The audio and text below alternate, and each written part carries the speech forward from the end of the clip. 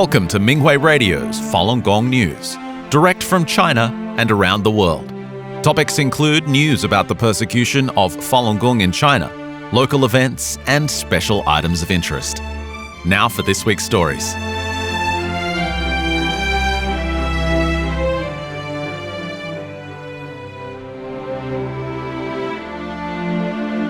USA. A California resident was sentenced to 4 years in federal prison on February 9th for acting as an illegal Chinese Communist Party agent. He was also accused of participating in the persecution of Falun Gong. Yaoning's son, Mike, 65, from Chino Hills, California, pleaded guilty in October 2025 to one count of acting as an illegal agent of a foreign government, according to the press release from the United States Department of Justice. This sentence was handed down by United States District Judge R. Gary Klausner. Assistant Director in charge of the FBI's Los Angeles Bureau, Akil Davis, wrote in his statement, "This case highlights the breadth of the PRC's relentless intelligence and malign influence activities targeting the United States." First Assistant United States Attorney Bill Asaley said, "Federal law enforcement will not allow hostile foreign nations to infiltrate the governance of our nation's political bodies. The relentlessness of PRC intelligence operations in our country must be met by equal relentlessness on our part to secure, protect, and defend the United States." Taiwan. The Shenyang New Era Company concluded its 7-city tour in Taichung on February 8th. This season, the company presented 33 performances to full houses in Taipei, Taoyuan, Kaohsiung, Miaoli, Changhua, and Taichung. The performances also attracted theater-goers from other nations. Kusuma, a government official in India, flew to Taiwan just to see Shenyang along with 20 other audience members who came with him. Li Chun, board director for the Lujian Li Family Historic Institute, saw Shenyang in Taipei on January 30th. He said, "These plots are all great. They serve the functions of educating and warning people." One of the dancers noted, "They completely danced from their hearts, because only when it comes from the inner sincerity can the dance movements be that soft and gentle." Actor Tan Shui-bin saw Shenyang in Taipei on February 4th and said, "I think Shenyang Performing Arts is the highest place of the highest art. It is world-class." Australia. The annual National Multicultural Festival was held in the capital city of Canberra from February 6th to February 8th. At the event, Falun Dafa practitioners introduced the practice to visitors, demonstrated the exercises, and performed traditional Chinese dances. They also raised awareness of the ongoing persecution perpetrated by the Chinese Communist Party. This year's festival featured 6 stages, more than 250 shows, and over 200 booths featuring food and cultural items. The highlight of the event was the Grand Parade, where dozens of groups representing different ethnicities and communities showcased their traditions through song and dance for audiences from across Australia. Among the participants, the Tianguo Marching Band was especially notable. Falun Dafa practitioner Mai Wen from Vietnam teaches English to international students at a college in Sydney and joined the band 8 years ago. She shared, "The way I view the world, the way I view life, is always through truthfulness, compassion, and forbearance. So everything is very positive, and life is much easier." Japan. Practitioners in Hiroshima participated in the 35th annual Lifelong Learning Celebration held at the Higashi Hiroshima City Arts and Culture Hall on February 8th. They performed a waist drum dance, demonstrated the exercises, and talked to people about Falun Dafa. The Lifelong Learning Celebration is a large, popular event which allows people to learn from each other through entertainment, lectures, food, and handcrafts. Many parents bring their children to the celebration. When practitioners demonstrated the exercises on stage, many in the audience, as well as the venue staff, copied their movements. Some told practitioners afterwards that they felt great. Many took an introductory flyer to learn more about the practice. USA. Elected officials from the states of California and Georgia expressed support for Shenyang in celebration of the Performing Arts Company's 20th anniversary and in recognition of its artistic achievements and its perseverance in the face of ongoing suppression by the CCP. They joined with government officials across the United States who issued proclamations, certificates of recognition, and letters of support. Many extended their best wishes for the success of Shenyang's 2026 World Tour. The mayor of Escondido, California, along with city council members, declared January 27th through January 29th the dates of this year's Shenyang performances as Shenyang Performing Arts Celebration Days in the city. California State Senator Minority Leader Brian Jones sent a proclamation to honor Shenyang's 20th anniversary for their outstanding service in support of freedom of belief and expression. Greece. The annual Falun Dafa Experience Sharing Conference was held at the Crown Plaza Hotel in Athens on February 1st. Practitioners from the city of Thessaloniki, as well as Chinese practitioners currently living in the country, attended the conference. 15 practitioners spoke of how they put the teachings of Falun Dafa into practice to elevate their character and overcome mental obstacles. Overcoming fear, identifying attachments, and participating in group Fa study were touched upon. One practitioner named Effie shared that she had neglected her husband when she first began to practice. They grew apart because she spent too much time on Dafa projects, among other things. When her husband wanted to leave her, she understood the severity of the situation and examined herself. She realized she was self-centered and that she looked at problems in a distorted way. Master's teachings helped her to see her faults clearly.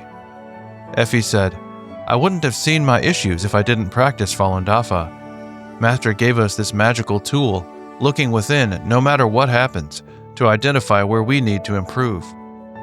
Doing that changed my perspective and behavior, thereby saving my marriage and bringing harmony to my family and a deep sense of peace."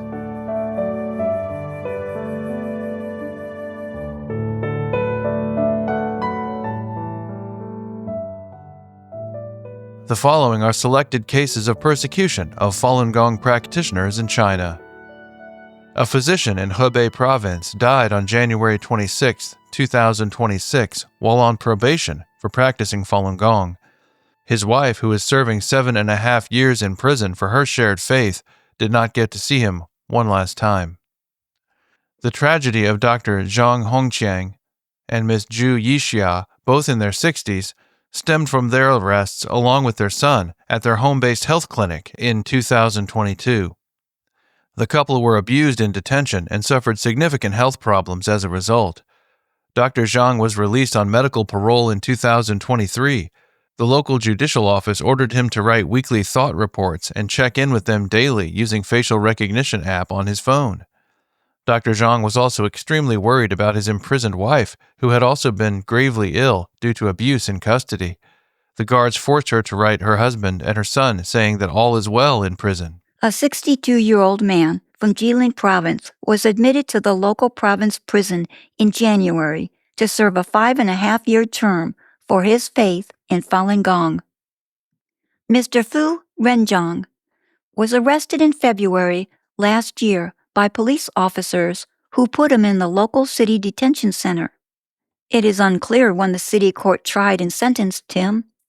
This is not the first time that Mr. Fu has been targeted for his faith. Prior to his latest prison sentence, he served 2 forced labor terms totaling 4 years in the early 2000s. During that time, his mother passed away while he was detained. Later on, Mr. Fu served 2 prison sentences totaling 8.5 years. He was brutally tortured in prison, and while he was incarcerated, his wife had an affair and gave birth to a girl. After his release, he filed a criminal complaint against Jiang Zemin, the former Chinese dictator, for breaking up his family and causing him irreparable damage. A woman in Shenyang City is appealing a 1.5-year prison term for practicing Falun Gong. Ms. Li Juqing testified in her own defense, denying committing any crime and reminding the court that her spiritual belief was protected by the Constitution. This unjust persecution began when Ms. Li was about to go grocery shopping, and a woman knocked on her door. When she'd opened it, more than 10 plainclothes officers barged in and ransacked her home. They found a sticker reading, "The Chinese Communist Party is a cult," on her printer. Ms. Li was held for interrogation. The police determined she had been reported for putting up Falun Gong stickers. She was restrained in a metal chair overnight and wasn't allowed to sleep. The police also placed a photo of Falun Gong's founder on the ground and ordered her to step on it, which she refused. Both Mrs. Li's father, who is in his 90s, and her husband are incapacitated and rely on her for care. Her arrest and detention has left them in a dire situation. A 74-year-old woman in Henan province was recently sentenced to 1.5 years for her faith in Falun Gong, a spiritual discipline that has been persecuted by the Chinese Communist regime since 1999. Ms. Zhang Chulian was arrested last year by the local district domestic security office. She was held in detention and then convicted by a county court. She has appealed the verdict. This is not the first time that Ms. Zhang has been targeted for upholding her faith in Falun Gong. She was previously sentenced 4 times. During the first prison term, Ms. Zhang was taken to a remote area to be tortured. The guards punched her so hard that her face was badly bruised. When her family visited her, her face was still deformed and bruised. After that, each time Ms. Zhang was detained, she was subjected to various forms of torture, such as solitary confinement, sleep deprivation, and denied restroom use, for refusing to renounce her faith.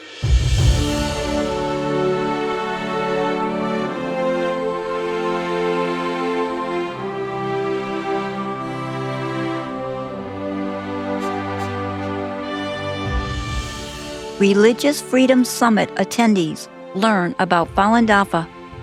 The International Religious Freedom Summit was held at the Hilton Hotel in Washington, D.C. from February 2nd to February 4th. Falun Dafa practitioners were invited to participate. Nearly 2,000 people and many organizations from the United States and around the world attended the event.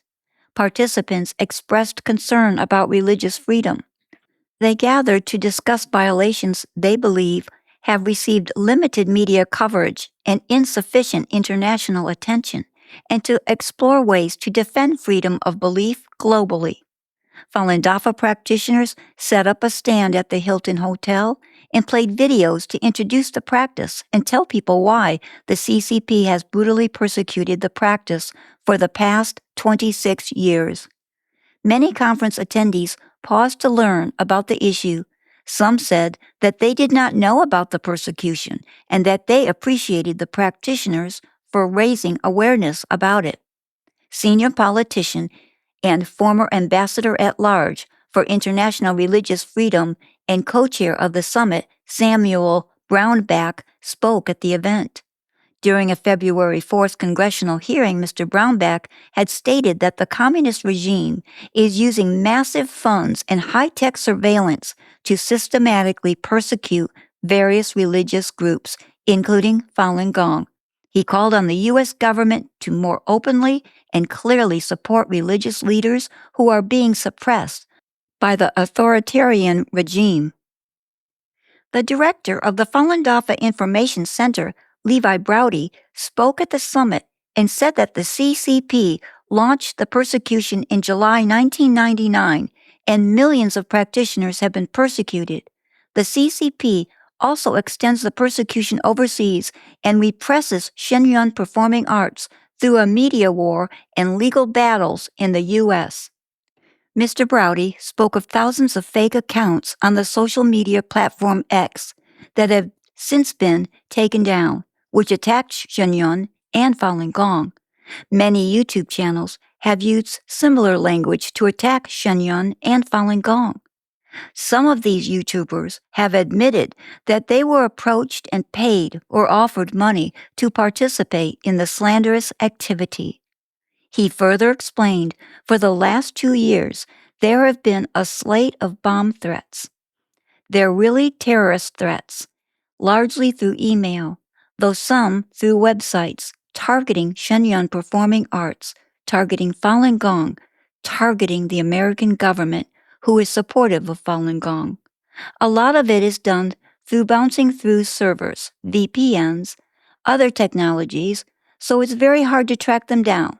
Taiwanese authorities are actually tracing these bomb threats back to China. He called on the international community to stop the terrorist threats. Chief Resource and Advocacy Officer for the American Sikh Council, Kavneet Singh, is also an interfaith counselor in Philadelphia and a member of a peace coalition in Princeton. He attended the summit and said he'd known about the persecution for more than 20 years and has advocated for standing with Falun Dafa practitioners, having personally attended at least 2 large protests. Mr. Singh said, "I think truthfulness is universal. I'm a Sikh, and we believe that the only way to live is truthful living. If we don't have empathy and compassion as human beings, regardless of who you are, how can you live? You cannot be a good human being. You have to have compassion, and forbearance is important. So I see nothing wrong with this. This is perfectly fine. It's to be a good human being first, and that's what you're doing. So I'm absolutely with you." People learn about Falun Dafa at a popular festival in New Zealand. The annual Waitangi Day celebration took place in the Bay of Islands on February 5th and 6th.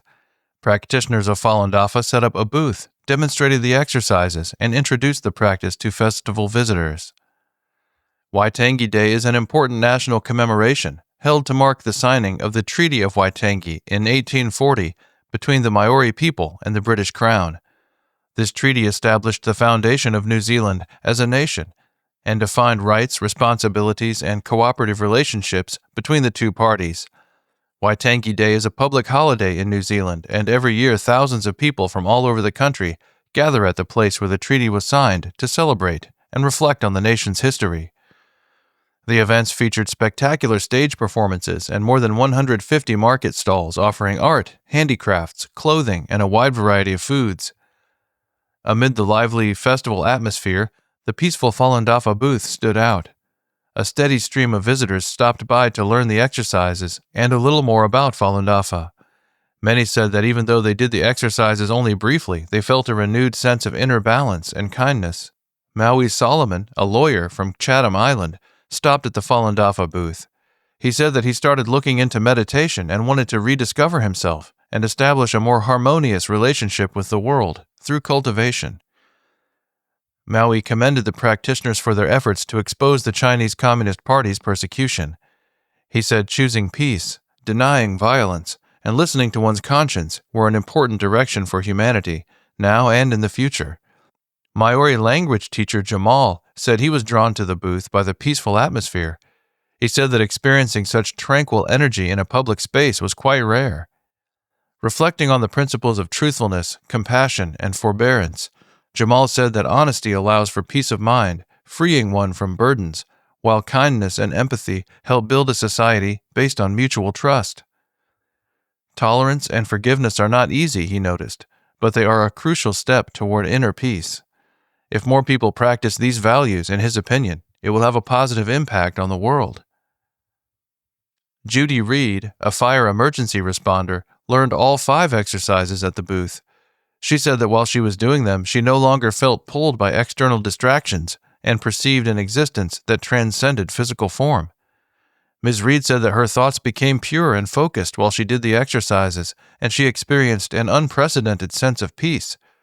She said that for her, the human body was merely a temporary vessel for life in this world, and that the true self originated from a higher level of consciousness, connected to the fundamental essence of the universe. She said, "In that moment, I truly felt that I hadn't come here by chance, that everything seemed to be guided by a sense of purpose and compassion." She shared that she believes there is wisdom and power in the universe to create life, and that truthfulness, compassion, and forbearance are universal principles that transcend cultures, borders, and beliefs, and are therefore important guides for humans to return inner purity. Ms. Reed said this experience of learning Falun Gong raised her awareness. She said, "My spiritual journey has only just begun. I realize that life is far vaster than what appears on the surface. This is a precious gift." European and American theater goers inspired by Shen Yun. As Shen Yun continued to tour France, Italy, the UK, and the United States, from late January to the beginning of February, audience members were happy to share their thoughts and experiences about the performances. Lawrence Burr, a retired military officer and recipient of the Officer of the Order of the British Empire distinction, saw Shen Yun in Bournemouth, UK, on January 29th. He exclaimed, "It's spectacular, absolutely spectacular," and added, "Thank you" to Shen Yun because it truly brought joy to my heart today. Dentist David Cutts and his wife had been hoping to see Shen Yun for 6 years before finally getting the chance on January 28th in Escondido, California. "We need more of that in America," Mr. Cutts said, adding that some people are working to eliminate traditional values. He noted how the show says that we come from the divine and explained we are spiritual beings and our society will rise or fall based on whether we get that message out to everyone. He expressed admiration for Shen Yun and the artist's dedication to raising awareness of the ongoing human rights issues in present-day China under communist rule. Attorney Betty Simone saw Shen Yun with her family in Bari, Italy, on January 31st. She felt especially inspired by the vocal performance of the soprano. That song was very unique. It seemed to be reminding us to rediscover the divinity that we have lost. Because hedonism and a fast-paced world are preventing us from realizing this. This world makes us chaotic and turns us overly materialistic during the daily hustle and bustle. The lyrics are reminding us that besides the material body, we all have divinity. After a Shen Yun performance in Atlanta, Georgia, on January 30, Kirk Kissler, vice president of a construction company, commented, "There were many unforgettable moments in this performance. I will tell people that if you have seen a performance that you liked a lot, you have to come see Shen Yun, because you very likely will like it even more."